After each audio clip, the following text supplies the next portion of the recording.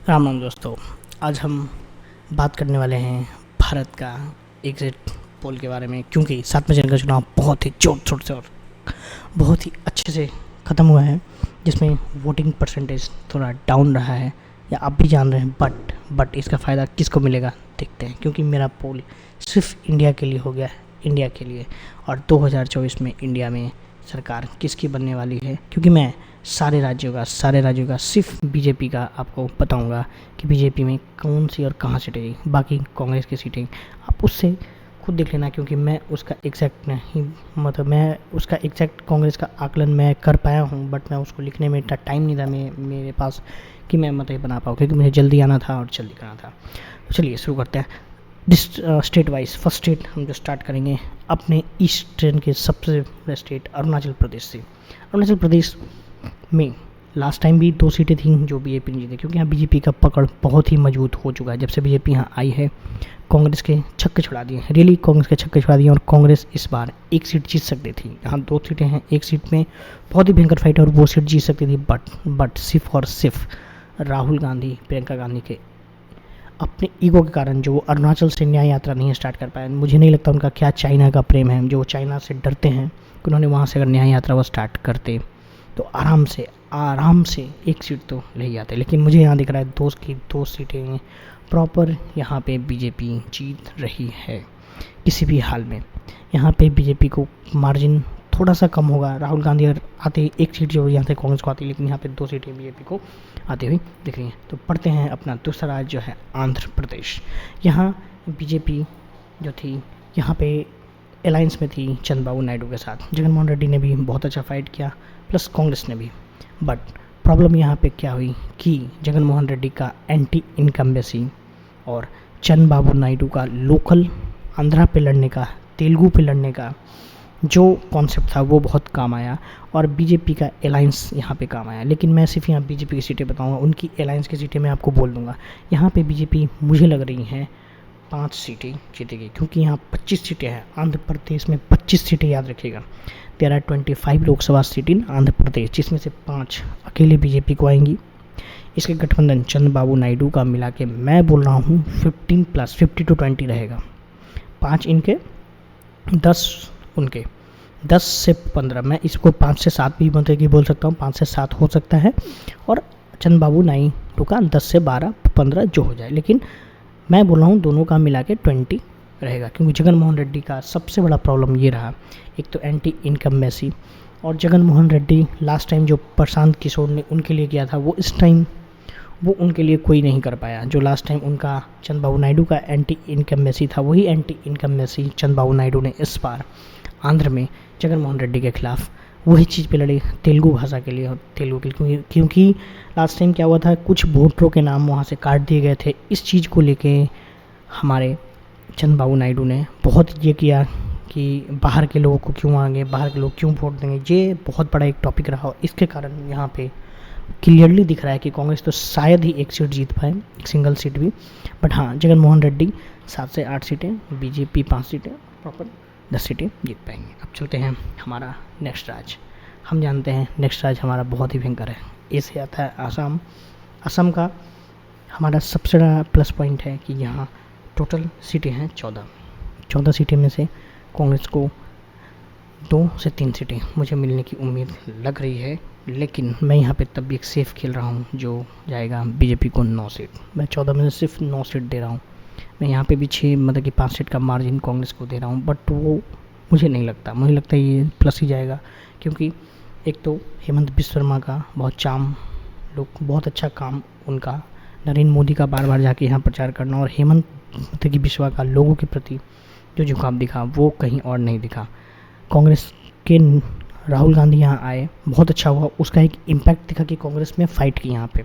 उस फाइट के लिए मैं 5 दे रहा हूँ कि वो 5 पे शायद लड़ेंगे। वो एक दीमापुर और जो जगह का चल एरिया है, ये नॉर्मल एरिया, यहाँ पे वो लड़ पाएंगे। बाकी मुझे नहीं लगता कि वो कहीं भी लड़ पाएंगे। चलिए अब हम अपने चलते हैं नेक्स्ट राज्य पे, जो है हमारा प्यारा बिहार। बिहार की राजनीति, क्योंकि बिहार में आज भी 7वें चरण में भी 8 जगह पे चुनाव है। लास्ट टाइम यहाँ एनडीए की 39 सीट और बीजेपी की 17 सीटें थी। बट कुछ टिकट बंटवारा के कारण और कुछ अपने लोगों के गलती के कारण बीजेपी यहाँ लास्ट जो 17 सीट का इसका था वो भी मार्जिन नहीं करते पा रही है। 15 सीटें ये मैं दे रहा हूँ, 15 सीटें, इससे कम भी हो सकती हैं, ज़्यादा भी हो सकती हैं, बट मुझे लग रहा है 15 सीटें ज़्यादा होने का अनुमान नहीं है। बीजेपी अपनी 2 सीटें कहाँ हारेगी ये मैं बता रहा हूँ। एक बक्सर, जिसकी आज ही हुआ है, ये मतलब कि फंसी हुई लग रही है, जीत भी सकती है और नहीं भी जीत सकती है बक्सर। और नेक्स्ट सीट है आपका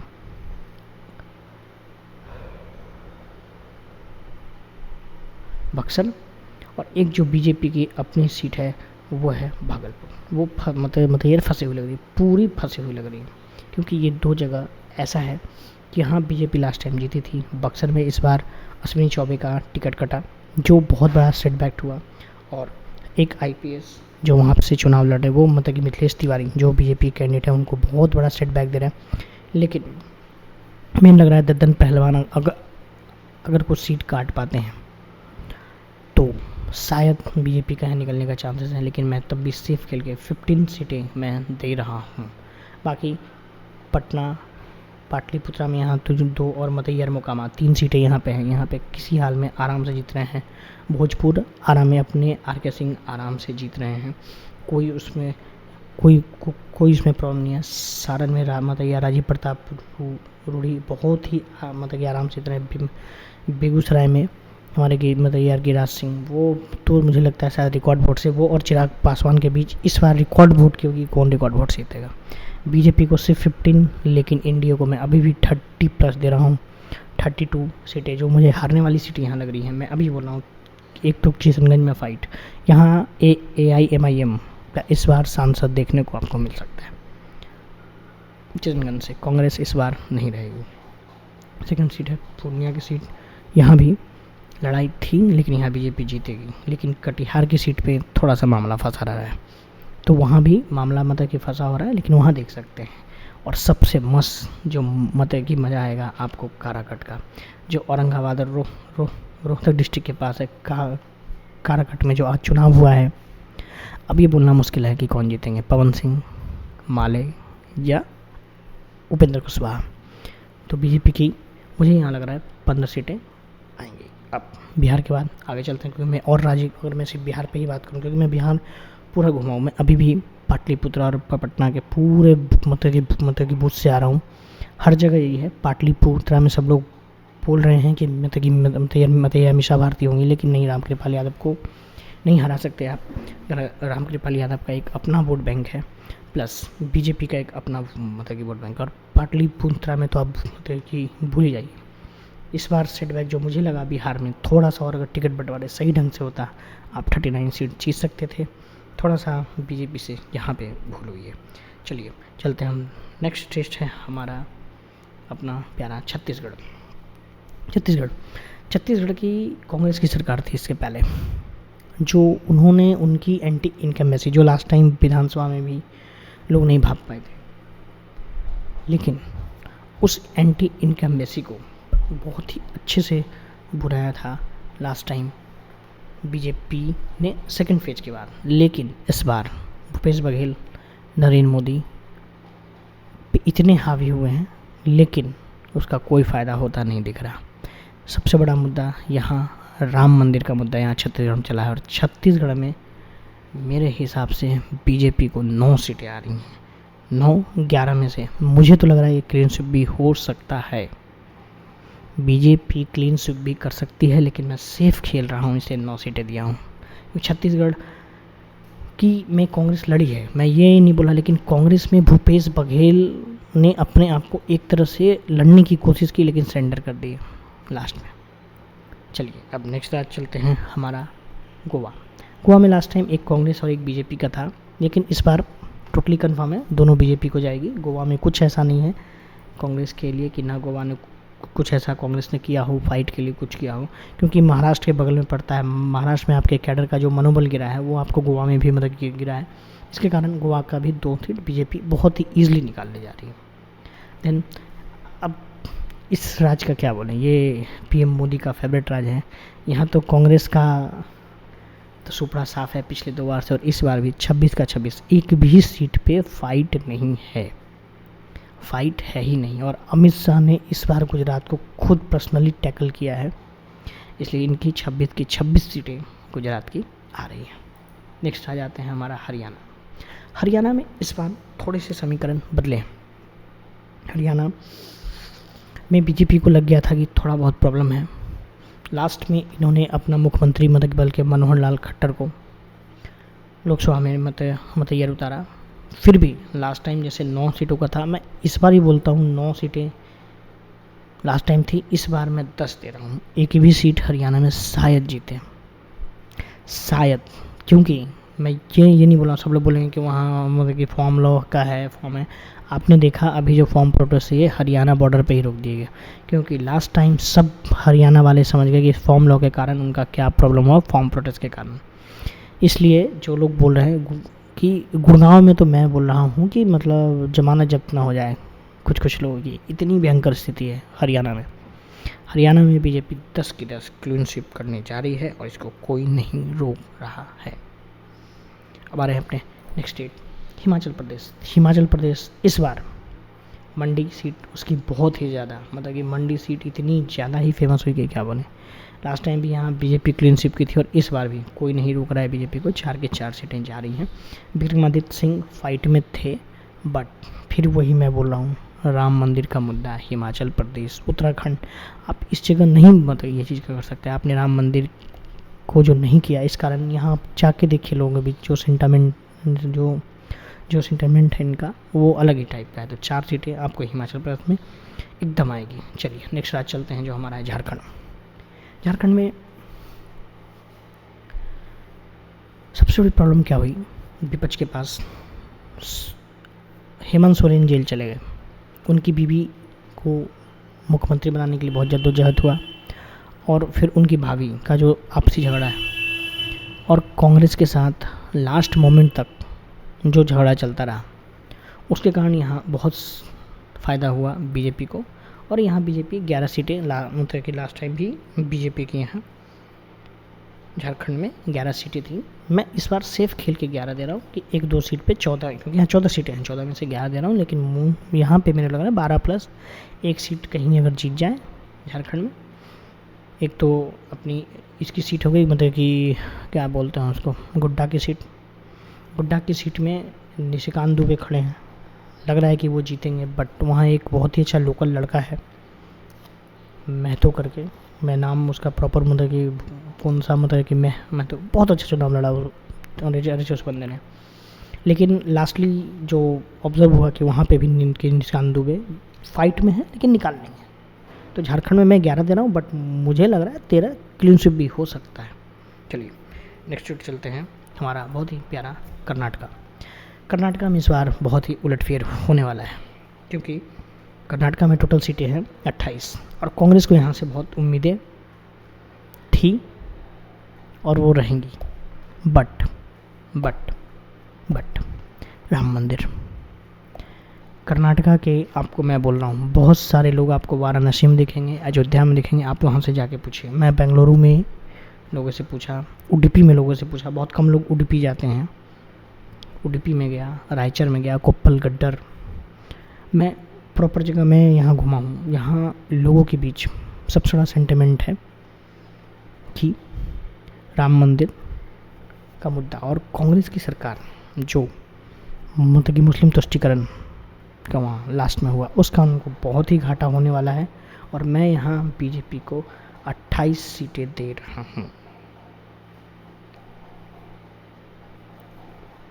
28 सीटें, सॉरी 28 में से 12, सॉरी यहाँ पे 28 हो गया, 12 सीटें दे रहा हूँ। 12 सीटें बीजेपी यहाँ चल अकेले जीतेगी किसी भी सूरत में। चलिए नेक्स्ट आते हैं केरला। केरला कम्युनिस्टों में इसका इतना प्यारा बनाया हूँ कि ये है केरला की संस्कृति। देखिए, क्योंकि वहाँ के लोगों ने बना दिया है कि वहाँ ऐसा है वैसा है, लेकिन केरला बहुत ही मस्त जगह है। केरला में बीजेपी इस बार खाता खोल रही है, लेकिन वो त्रिवेंद्रम सीट नहीं होगी। एक और सीट है जहाँ से एक एंटोनी के मतलब कि बेटे लड़ रहे हैं जो कांग्रेस छोड़ के गए हैं और वो वहाँ जीतेंगे। तो एक सीट आपको केरला में भी इस बार बीजेपी को देखने की मिल जाएगी। नेक्स्ट आते हैं अपना मध्य प्रदेश। मध्य प्रदेश सिंपल सा है भाई, यहाँ आप किसी भी पार्टी के हों, एमपी चुनाव में कांग्रेस का 2 गढ़ था, छिंदवाड़ा, आप लोग जान रहे हैं। एक हो गया आपका छिंदवाड़ा और एक इधर आपका ग्वालियर। ग्वालियर मतलब कि गुना का एरिया जो ज्योतिराव सिंधिया जीतते थे, वो इस बार ज्योतिराव सिंधिया को लास्ट टाइम बीजेपी ने ऐसे ही हरा दिया था। इस बार वो खुद इधर से लड़ रहे हैं, तो वो लड़ेंगे। और छिंदवाड़ा, यानी 2 बॉर्डर, एक गुना और एक छिंदवाड़ा। छिंदवाड़ा में नकुल नाथ को फाइट मिल रही है इस बार, और बाकी कहीं भी अशोकनगर, उज्जैन, विदिशा, मतलब कि विदिशा का तो मैं बोलूँ शिवराज सिंह चौहान। आप घुसेंगे मतलब कि विदिशा स्टेशन से दुर्गानगर एक रोड है, दुर्गानगर या कोई रोड है, आप जाएंगे वहाँ पे एक शिवराज सिंह चौहान का आपको घर दिखा सबसे पहले, हाउस ऑफ शिवराज सिंह चौहान। और यहीं के लोकल एक है मतैयर प्रताप भानु शर्मा, राजीव गांधी के टाइम में एक बार सांसद रह चुके हैं, बहुत पहले कांग्रेस से जीते थे, अच्छे नेता हैं, वक्ता अच्छे, बट लोगों के प्रति उनका मतलब कहीं भी वो जाते नहीं हैं। उनकी राजनीति ज्योतिराव सिंधिया थे, तो वहाँ एक कॉलेज है, सम्राट Ashok technical institute engineering college, government college है, वहाँ उनकी राजनीति टिकी रही उसके कारण। और उस कॉलेज में ज्योतिराव सिंधिया के इनके कारण कांग्रेस का वहाँ गढ़ थोड़ा बहुत मतलब कि वर्चस्व दिखता था। बट मैं बता रहा हूँ कांग्रेस के अंदर के लोग, मैं यहाँ पे नाम भी लूँगा, वैभव भारद्वाज, अर्पित उपाध्याय, ये दोनों कांग्रेस के एक तो अभी प्रेसिडेंट हैं यूथ कांग्रेस के, और एक यूथ कांग्रेस के प्रेसिडेंट रह चुके हैं। ये दोनों लोग कांग्रेस के बहुत कद्दावर मतलब जो विदिशा में मतलब कि पकड़ रखते हैं। और एक रोहित जैन, तीनों लोग भले वो झंडा ढो रहे हैं कांग्रेस का, लेकिन वो वोट देंगे भाजपा को। इसलिए कांग्रेस को सोचने की ज़रूरत है। और एमपी ही एक ऐसा राज्य है जहाँ कांग्रेस थोड़ी फाइट कर सकती थी, तो मैं वहाँ बीजेपी को 28 सीटें दे रहा हूँ आउट ऑफ 29। एक छिंदवाड़ा की सीट डाउट है, वो जीत भी सकती है बीजेपी, क्योंकि एमपी में बहुत ही इस बार मतलब मैं ये बोल रहा हूँ कि कांतिलाल मतलब भूरिया, इन लोगों ने कुछ लड़ा, मतलब कि सुरेश पचौरी और दिग्विजय सिंह तो कहीं मतलब कि दिखे ही नहीं। मतलब मैं आपको बता रहा हूँ कि विदिशा जैसी जगह में जहाँ आपका एक स्ट्रॉन्ग कांग्रेस का होल्ड है, चाहे वो ज्योतिराव सिंधिया के कॉलेज के कारण हो या जिस कारण हो, जब था, अब तो ज्योतिराव सिंधिया मतलब बीजेपी, लेकिन जो लोगों का वहाँ टेंडेंसी है, जिनके खानदान कांग्रेस में रहे हैं, कांग्रेसी हैं, वो लोग वहाँ पे भी बीजेपी को वोट कर रहे हैं। तो ये सोचने की जरूरत आपकी है कि आपने अपना कैडर बेस क्यों गंवाया। और मैं आपको यही बोल रहा हूँ कि विदिशा जैसी जगह जहाँ पे मतलब शायद जीत सकती थी, शिवराज सिंह चौहान को सामने आके एक बहुत ही, मैं बोलता हूँ मतलब यार, प्रताप भानु शर्मा कोई उतने बड़े कैंडिडेट नहीं थे कि वो फाइट भी देते। भोपाल तो आप भूल जाइए, बाकी सब जगह को जो भी होना है। एक फिर मैं आपको बहुत ही अच्छी जगह एक और बताता हूँ, शेड्यूल ट्राइब के लिए एक, भोपाल से आप छिंदवाड़ा साइड आएंगे तो बैतूल, देखिए छिंदवाड़ा के बगल में ये चले एरिया, ये बैतूल में बीजेपी का पकड़ अच्छी है, मैं ये नहीं बोलूँगा, लेकिन यहाँ कांग्रेस की पकड़ बहुत अच्छी है। कांग्रेस के लोकल लीडर विनोद डागा, जो बैतूल से लास्ट टाइम विधायक थे, और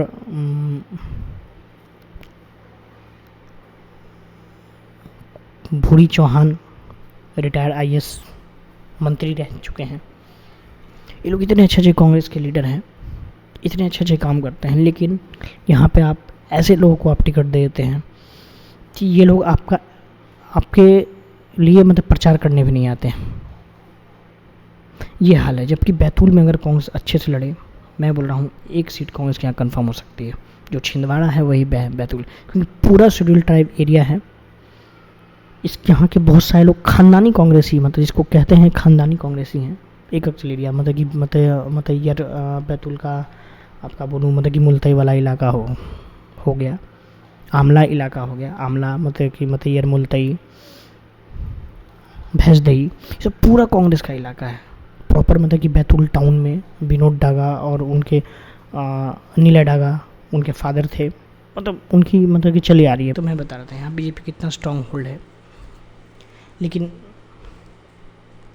मध्य प्रदेश में सही में ध्यान नहीं दिया गया। और यहाँ इंटरनल कांग्रेस की पॉलिटिक्स इतनी गंदी हो चुकी है कि मैं क्या बोलूँ। जीतू पटवारी अपने में लड़ रहे हैं, कांतिलाल मतलब कि भूरिया, दिग्विजय सिंह, एक मतैयर पचौरी करके थे, वो भी बहुत अच्छे लीडर थे, पता नहीं क्या हुआ। चलिए अब एमपी से आगे बढ़ते हैं, क्योंकि हमारे लिए और भी बहुत सारे राज्य आते हैं। महाराष्ट्र इस बार मैं बोलूँगा बहुत ही अनप्रिडिक्टेबल, बहुत ही क्या बोलूँ, महाराष्ट्र के लिए मुझे बहुत इस बार मतलब अंदर से दुख हुआ। एनसीपी टूट गई, कांग्रेस के सारे नेता, लगभग सारे नेता इधर आ गए, शिवसेना पूरी टूट गई।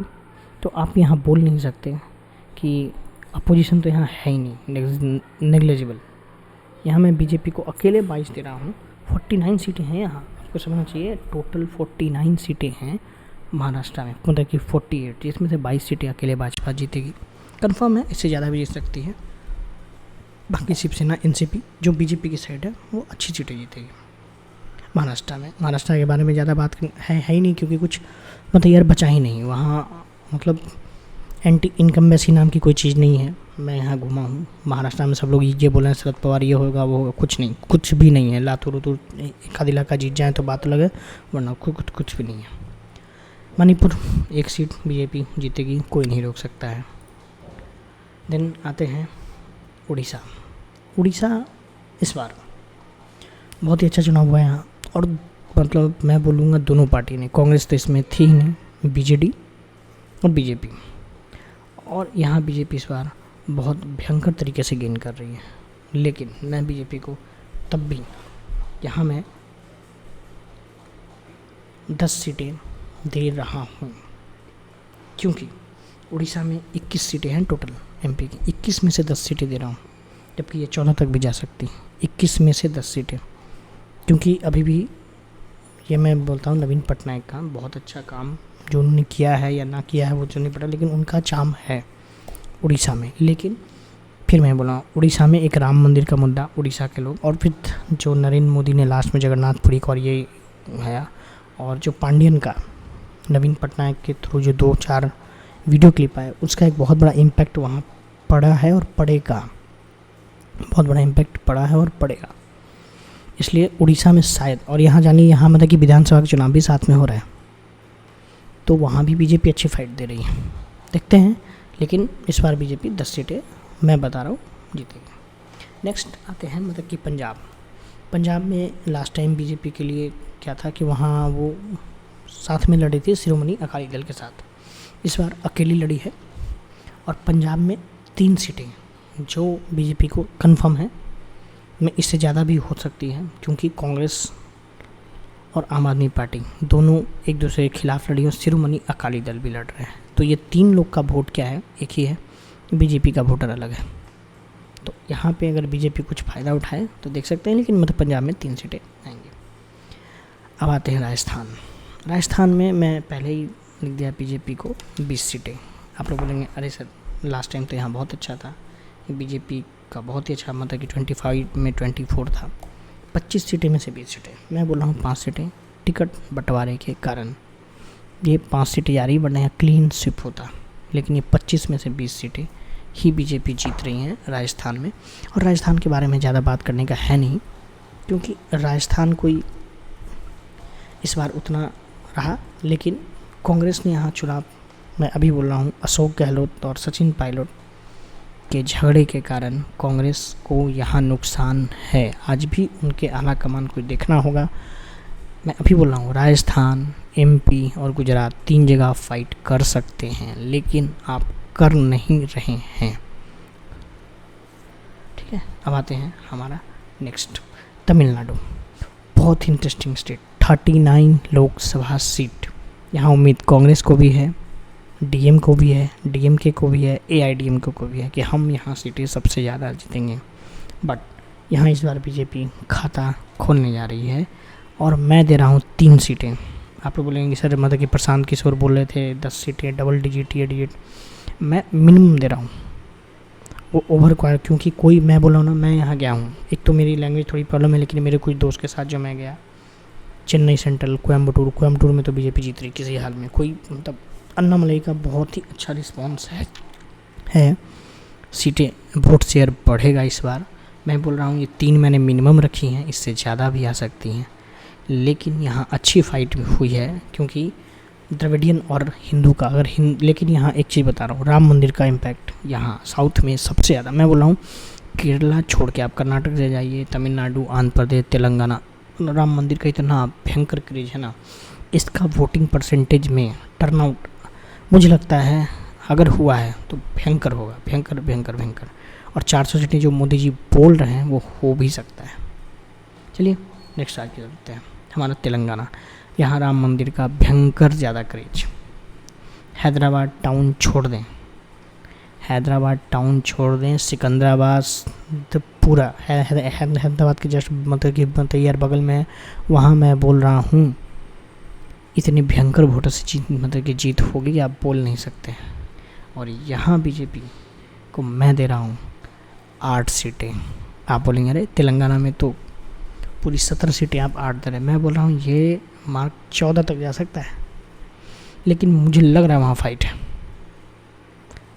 6 सीटों पे इतनी भयंकर फाइट है कि कौन जीतेगा कौन हारेगा बता नहीं सकते, क्योंकि मुस्लिम लोग यहाँ एक, मैं अभी बोल रहा हूँ तेलंगाना में अच्छी खासी मतलब कि मुस्लिम आबादी है, और प्लस एससी और की आबादी है।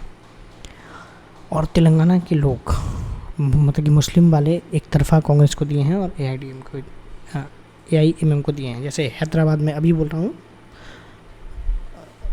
माधवी लता अच्छा लड़ी हैं, बट वो जीत नहीं पाएंगे, मार्जिन कम होगा लेकिन वो जीत नहीं पाएंगे, एक श्योर है वो वैसे ही वहाँ जीतेंगे। लेकिन यहाँ 8 हैं, ये 14 भी हो सकते हैं। तेलंगाना में बहुत राम मंदिर का क्रेज़ दिखा है, इसलिए अब बहुत ही मज़ेदार चुनाव होगा। थोड़ा सा भी उलट पुलट हुआ तो यहाँ मैं बोल रहा हूँ, सब तो 14 बोल रहे हैं, मैं बोल रहा हूँ मतलब कि 16 सीटें एक हैदराबादी से हार सकती है। इतना यहाँ इनकम्बेंसी है, लेकिन फाइट हुआ है, अच्छा हुआ है, मतलब कि यहाँ पे मतलब कि मुस्लिम लोग अच्छे वोट दिए। देखते हैं आगे। त्रिपुरा में बीजेपी की 2 सीटें पहले भी थी, बिप्लब देव भी बहुत अच्छा काम किए थे, अभी भी अच्छा यहाँ काम हो रहा है। यहाँ मैं बोल रहा हूँ नॉर्थ ईस्ट में एनडीए का पूरा, मैं बाकी राजस्थान नहीं बोलूँगा, वो एनडीए की सीटें हैं। जो आप नागालैंड बोलेंगे, नागालैंड में जो है वो बीजेपी के नहीं है, उनकी अपनी पार्टी है और वो वहाँ से जीतते हैं। तो एनडीए की नहीं, ये मैं सिर्फ और सिर्फ बीजेपी बोल रहा हूँ। तो त्रिपुरा में दोनों सीटें बीजेपी जीतती हैं और जीतती है। नेक्स्ट हमारा सबसे बड़ा राज्य उत्तर प्रदेश। उत्तर प्रदेश इस बार मोदी जी ने मतलब फंसा दिया अखिलेश को, राहुल को और मायावती को। मायावती अगर साथ लड़ती जैसे लास्ट टाइम भी मायावती को सबसे ज़्यादा फ़ायदा हुआ, 10 सीटें जीती थी वो। इस बार मैं बोल रहा हूँ मायावती शायद ही 1 सीट जीत पाएँ।